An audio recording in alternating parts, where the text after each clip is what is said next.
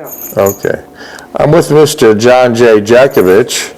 It's September 1st, 2024, and we're reading his book, Their Mother's Sons. We're on chapter 16 on page 473, and this was Mr. Jeckovich made his way back to Niagara Falls, New York, as the war in the European theater was winding down almost to an end. Mr. Jeckovich was in Company H, 2nd Battalion, 291st Regiment of the 75th Infantry Division of the U.S. Army during World War II. Mr. Jeckovich has the Purple Heart and 2 Bronze Stars. He was hit by a sniper in his shoulder and a bomb that sent shrapnel all over the war area that still has it in his leg. Is the video and everything working? Mm-hmm. And I'll continue reading, but Mr. Jeckovich, before I do, what's your dog tag number? 42965. Okay. Do you want to read or do you want me to read? Go ahead, read it. Go ahead, read it. Who were you married to, Mr. Jeckovich? Delphine Jeckovich, my sweetheart of Valley. Uh-huh. And how many years were you married? 69. 69. Today is September 1st, 2024, and Delphine Jeckovich would be 94 on this date. This is her birthday. God. So this is a tribute to Mr. Jeckovich and his wife, Delphine Jeckovich. Do you want to say a few words? What, about Delphine? Yes, you dedicated the book to Delphine Jeckovich. Yeah. What else would you like to say? No, I dedicated the book to my mother. Okay, but what would you like to say? Anything about? I loved her. She's a sweetheart. Okay. She's a sweetheart. And we got to find all the notes that you wrote too. Yeah, yeah. Yes, so Delphine Jeckovich would have been 94 at this time. Delphine Jeckovich's final words were, "Do not stand by my grave and weep. I am not there. I do not sleep. I am 1,000 winds that blow. I am the diamond glint on the snow in Niagara Falls' winters. I am the sunlight on a ripened grain.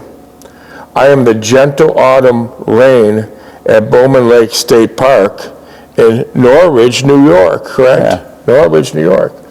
I am when you awake in the morning hush, I am the swift, uplifting rush of the quiet swans swimming at Chatoa Lake in Blowing Rock, North Carolina. Your wife loved those swans, didn't she? Yeah. She sat on her balcony and watched the swans. Yeah. She loved the swans.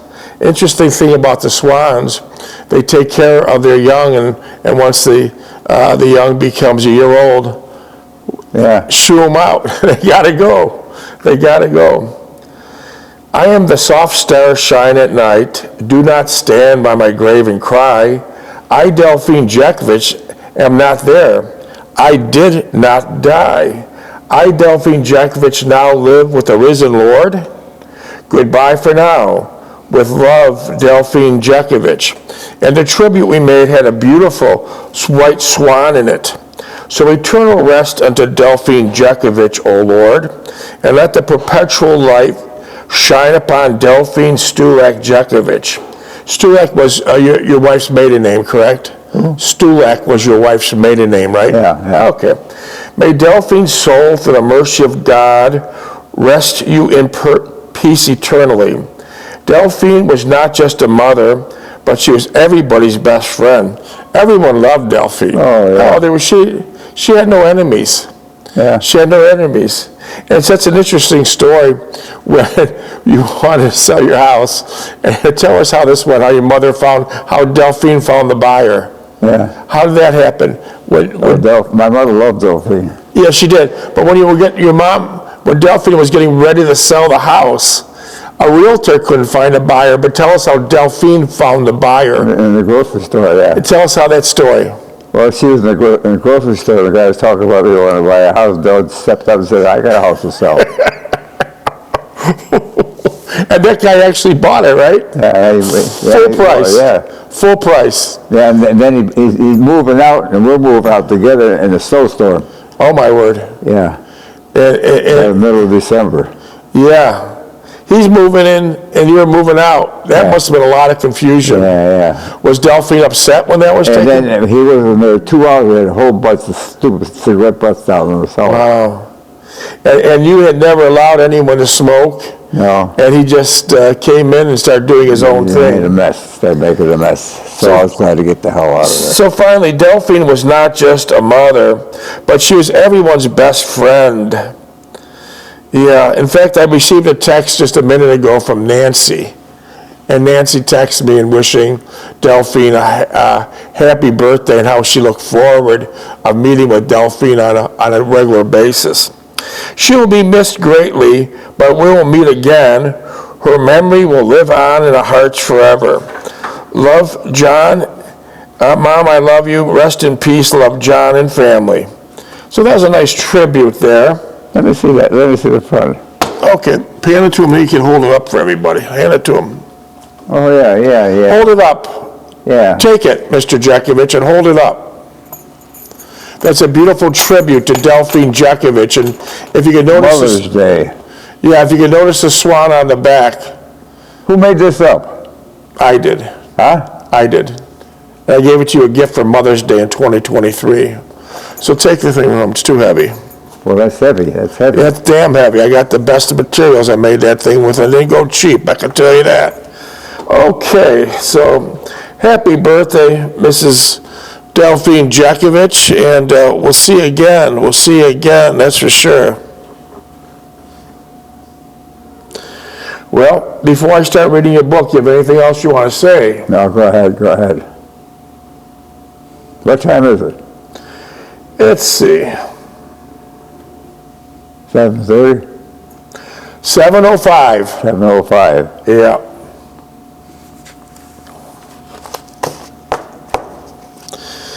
Okay, so we're back in Niagara Falls, and Mr. Jeckovich is just back there for the first time in his civilian uniform. And at this point, he still has not met Delphine Jeckovich. He still has not met Delphine Jeckovich. Okay. This she is referring to your mother. She was still working, but I believe she resented the fact that she was the sole supporter of the household. We're speaking of your mother now. She began hinting at first that I'd get some type of work. So you're just out of the service. Mm-hmm. You just put your civilian uniform on, and she's giving these hints. She wants you to do, yeah. She wants you to work. Yeah. I realized that I could not live here without bringing in some form of income, but could not find any suitable work. So how were you looking for suitable work? And every week you go to the unemployment office and fill out the TV. How long was the line? Around the street. And was a majority of the young men looking for work? Never got it. Never found it. But were they mostly just out of World War II? Yeah. By the way, speaking of World War II, that book I gave you on tanks, do those look very familiar? Oh, yeah. Well, no, tanks are, I'm glad I never worked in a tank. No, but some of the Panzer tanks, yeah, it looked familiar to you. I didn't see too many Panzer tanks. I didn't see too many German tanks. Did you see many of the tanks that had a long extension on them with chains, and they would set off the mines? Oh, yeah. Yeah, that's something. It's amazing that those mines didn't blow up the tank, right? I realize, and many of those tanks had Rolls-Royce engines too. Yeah. Imagine that. I realized I could not live here without bringing in some form of income, but could not find any suitable work. I had a job with Corsdale. Yeah. My uncle, yeah. Uncle Andy. I had reported to the unemployment agency, but since I had no real skills, there were very few jobs that paid anything. Well, you had great skills. You had four years in combat. You worked at Corsdale. That doesn't count. That's all knowledgeable. I don't know. Today it counts big time. Today it counts big time. I don't know what it was like then because I wasn't born, but today would count big time. Being in the service, you have great discipline. You didn't run and hide. You didn't run and hide. You went up and fought. You were on the front line. You had integrity. You had great discipline. And you were very brave. Many of the young men today, unfortunately, they don't have the same features. Many of the young men don't have those features. Let's see. I had reported the unemployment agency, but since I had no real skills, there were very few jobs that paid anything. There were thousands of GIs, here we go. There were thousands of GIs reporting to the labor market with all kinds of skills and aptitudes. I did not have a chance without some formal education, but you had the GI Bill, which would have paid in full, correct? In full, yeah. Full. And what happened? PL-16, yeah. What happened? Well, I was registered for Bowdoin College in Wisconsin, and then my father died, and I shut the whole thing down. You shut it down? Yeah. I thought of school, but here again, my formal education was limited in the college and universities. Just a second. And the colleges and the universities were full of GIs returning better qualified than I. I think you're shortchanging yourself. I do not believe Mother realized the situation, so your mother didn't understand all that. Oh, no. How was she? How was she? Yeah. Well, I'm just saying she just didn't. Yeah. As she saw only her own little splice of it, and it was oblivious to anyone else's situation. So your mom had like blinders on. She only seen what was going on. Yeah. And I don't blame her. I don't blame she her. just didn't know. Yeah. She just didn't know. What could you say? She's an older lady. She didn't know. She was oblivious to anyone else's situation. She wanted some financial help, and I could not reproach her for thinking that way.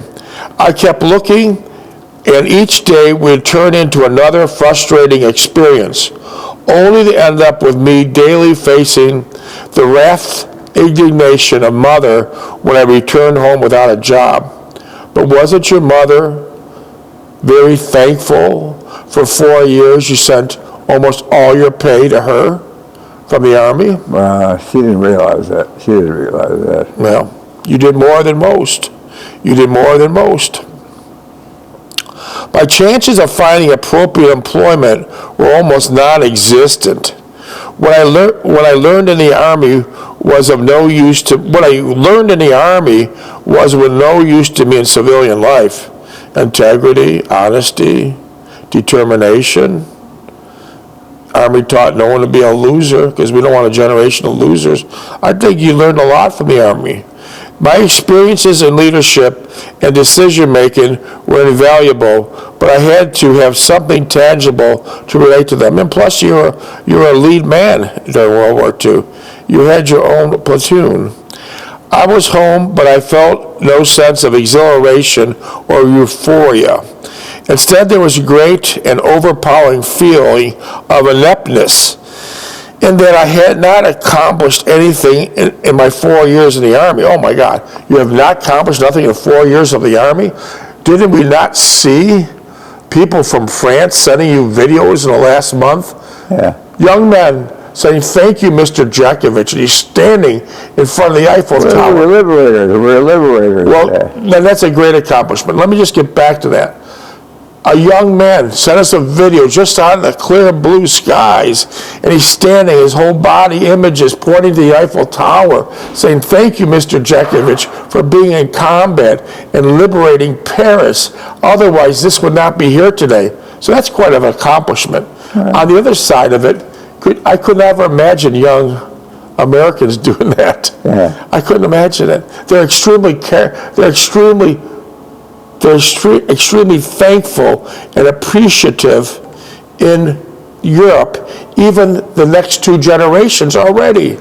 They're extremely appreciative. Yeah, well, they're more appreciative than the people here in the States. Oh, there's an example. I opened up the video, and there's a man I'd never seen before in my damn life. And he gave like a 15-minute speech thanking you after he's listening to all your accomplishments through your reading of your book.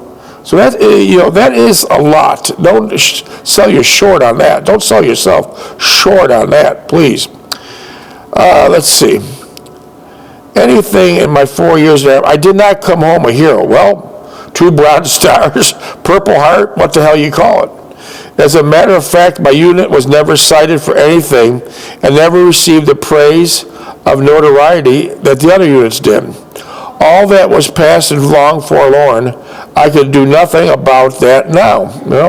But once again. Well, I wasn't getting notified at 82nd Airborne, 101st. Listen to me. That's then. This is now. People are thankful over 80 years later. We just gave you the example. Plus, there's others behind it. There's others behind it. I mean, that's what I can tell you. There's others about. I witnessed it. I watched their videos to you. Yeah. So let's go. So those first several months home were more debilitating and stressful than anything I experienced my first 6 months in the Army. So being home was harder than being in the Army. Yeah, and my mother said, you got a job, you get a job yet? You get a job yet? You sleep until 9 o'clock? I slept at 2:30 this afternoon. Well, she just didn't understand. She didn't really understand what you went through. That's all you could say. She didn't understand. That's all I could tell you. But our prayers are what brought you home, because believe me, when you're in the foxhole and that young Nazi had a drop on you, he could have blew your back of your head off in a second. Yeah, that was prayers of your mother. He turned around his back towards you. You didn't shoot him. He didn't shoot you, and that was just an absolute miracle. Yeah. Because if it was the SS, you wouldn't have got that break. Oh no. If it was the SS, had a drop on you, you never would have got that break. Never. They wouldn't blink an eye. They wouldn't blink an eye. No, they're disgusting, cruel-hearted people. Okay, let's see where we pick up from here. It was no wonder that I started to have nightmares relative to my combat experience. Those nightmares, they call them PSTD today. What did they call them back then? Shell shock? Yeah, shell shock. What a term. No, shell shock. Shell shock was when you actually in it. Okay. It's not a dream or nothing. What did they call nightmares back then? It wasn't PSTD. What did they call them? It was a nightmare. That's all they called it. And now they give a lot of attention to PSTD. It was a wonder that I started to have nightmares relative to my combat experiences, which I never had while in combat or in the hospital, or my return to combat duty. I could only deduct they were triggered by the desperation and despair I was feeling regarding the severity of my situation at home. Yeah, I don't think about that. Well, that's what you said. Yeah. You said it, I didn't. I felt isolated and misplaced. No one understood or cared to see my perspective. I never talked about my Army life. Well, that's interesting. No one the hell knew you were in the Army until 2 years ago. Yeah. Now you're knocking on the door to 100. No, your friends, your relatives, no one even knew it, because I have a feeling, and I think I'm right in this perspective. The guys that were on the front line and watched all the horror and watched liberating the Holocaust camps and liberated the POW camps and all the horror they seen, they didn't want to share it. They just left it in the past. They left it in the past. And the ones that are in the rear echelon, they're getting promoted because they had an uncle, or they were working as a desk clerk, they're doing all the bragging over the last 80 years. Does that sound about right? Right, that's right. That's right. Because like I said, I'm going to get back to how you lived your life one more time, because this is very important. Mr. Jeckovich lives his life simple. Yesterday is history, tomorrow is a mystery, and today is a gift. So that's how he lives. He put yesterday as a canceled check. So let's see where the hell I left off here. Let's see. I could only deduce they were triggered by my desperation and despair I was feeling regarding the severity of my situation at home. I felt isolated and misplaced, and no one understood or cared to see my perspective. I never talked about my Army life. There you go. I just mentioned that. You didn't talk about it for 80 years. It all seemed degrading to speak about it. I don't know why it would, but I something to be proud of. I drifted about the house aimlessly, relieved when Mother and Sally left for work or school, and dreading the time that they would return. When I stayed here and just did not get up and leave, I could never understand. There was nothing holding me here but loyalty and a sense of responsibility which I would never really resolve in my mind. I thought of leaving and going to Owensboro to see Ann. Weren't you at least tempted to take the phone and call Ann? Well, Weren't you at least tempted when you're home? no, At least, no, I never did. No. Weren't you at least tempted The to only do time we called was we called that day. When we called her 4 years That was ago. when he's 90 years old. Yeah. But weren't you tempted when you just got out of the service to call Ann? Well, Ann had a different relationship. I went there one night, and there was a car parked in front of her house, and I had a date or whatever it was, and I looked up, and it was 5 college boys in there. 5 college boys. They all got hit. They got a good background and everything else. I said, well, I'm not going to do this shit. I left her and never see her again. Okay, well, I don't know what college boys are better than anyone without a college education. Most of them are mama's boys, but we'll leave that for another time. Let's see. I thought about leaving and going to Owensboro to see Ann, but what if she was married now, happily settled into her new life? What did I have to offer her compared to what she already had? I was grasping for straws. I had no purpose, no goal. I did not know what I wanted to do and no idea of what I'd do next. But interestingly enough, a few years later, it was like you won the lottery. You met Delphine Stulak. Yeah. All this changed. No, that was a real help. It changed your whole attitude. Yeah. You know, you had your cake and ate it too. You didn't want to leave your mother because she needed help. So you met this beautiful lady, Delphine Stulak, and then your mother and Delphine got along like 2 peas in a pod. So that was a wonderful situation. Yeah. And you loved being with Delphine, and it all worked out for the best. Yeah. It maybe took a couple years to get that way, but you had better than most. Let me tell you. So where were we here? It worked out better than expected. Let's see. Well, what happened to Stevie? Well, Stevie passed away. How about Lookie? Lookie was joined the Coast Guard. He never showed up for that. Well, there you go. Oh. There you go. Tom never showed up. No, there you go. No, Tom called us right off. Called me up and said, I don't have nothing to do with you. Bang. Yeah, but right now you're fine. You have great support here. You're financially well off. You don't have any problems. You don't. You're doing well. You're healthier than most 40-year-olds. And the chances of a 40-year-old making it to 100 is like 10%. It's just amazing what you've accomplished. And in great health. I was getting irritated at Mother's inquiry of which I had found a job. It was the same every day. Did you sleep? So your mother would come in, as you've been in active duty in the military, on the front line, shot up, beat up, stabbed, bombed, and your mother would come in and say, this is crazy. Your mother every morning, did you look for a job? How come you don't have a job? Your mother would come in. Where were you sleeping then? Did you have your own room or you on the couch? Well, because I know we put another bed. We put another bed in that small room. Okay, so it worked out. Yeah. So you weren't sleeping on the couch. It cramped in that place. What the hell? You had your own closet. Yeah. Okay, that's better. I didn't have many clothes. That's still better than the military. I don't know what happened to my uniform. I got 2 pairs of uniforms. I never seen them. I never seen them at home. I never seen them sold. I never seen them. Okay, so here's your mother. She says to you after you've been in combat and you went through hell and back, your mother comes up to you and she says, did you sleep all day? Did you do nothing around the house? Your mother was saying this to you. When she got out of work, yeah. Yeah, and then she say, get a job. Get a job. She goes, I'm tired of supporting everyone Yeah. with her casual, caustic tirade. So she just didn't know. She just didn't know. She just didn't know. Well, she didn't live like the people of Europe did. No, but she just didn't know. She just didn't know.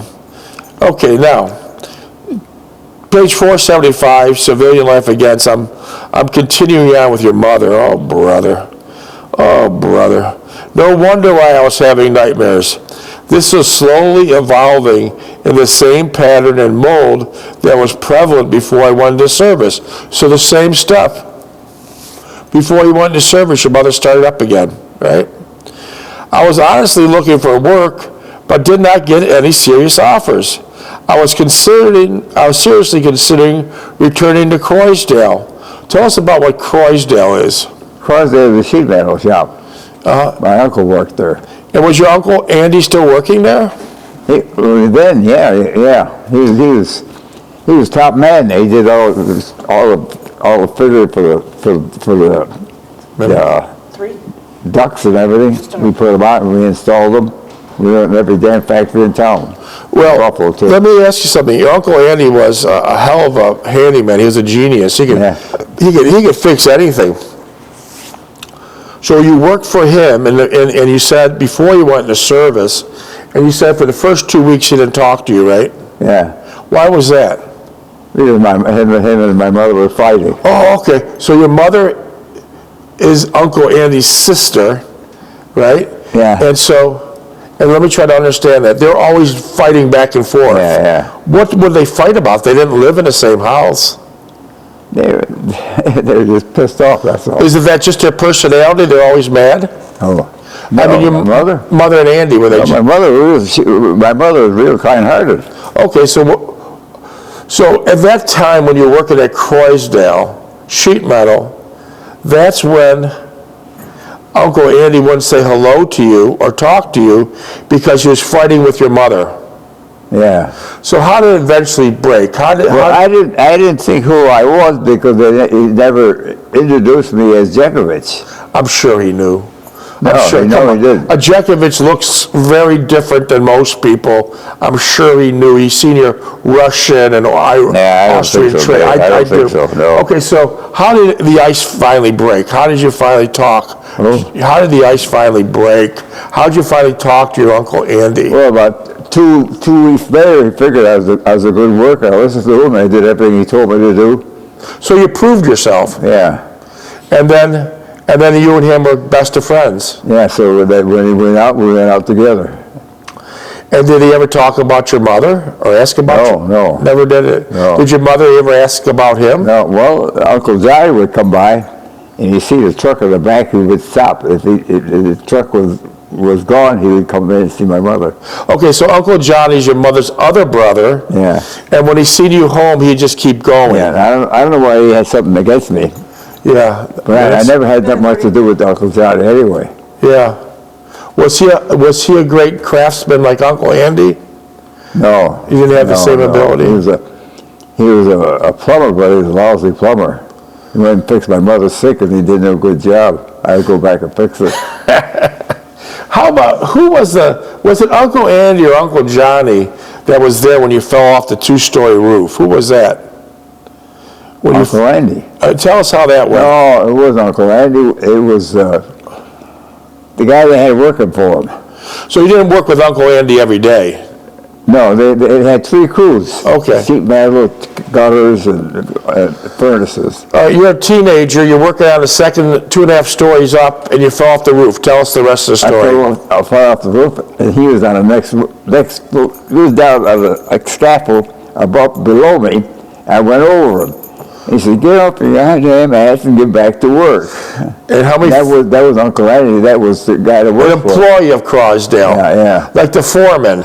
Yeah. And so you were 2.5 stories up, and luckily there was lots of snow. Yeah. To cushion your blow. Minutes? 20 seconds.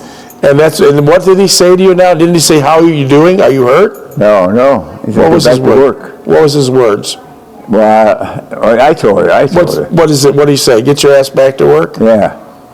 Flip the screw around and get back to work. Well, how things would be handled differently today. 14 different lawyers, 5 ambulances. Wow, how things